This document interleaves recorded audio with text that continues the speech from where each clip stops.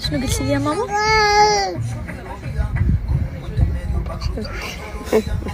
داكشي كنتي كتقولي اش بغيتي تقولي للناس؟ والله العظيم لا لا اله الا الله نخلي مازال بالكم.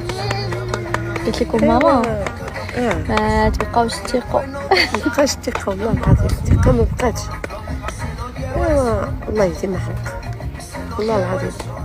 شوفوا تعرضت لابشع انواع الغدر من كاع الناس اللي كانوا قراب.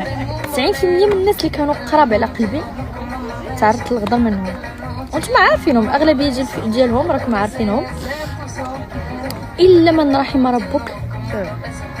فريمون صافي عرفتوا ولات عندي واحد العدم ديال الثقه في الناس.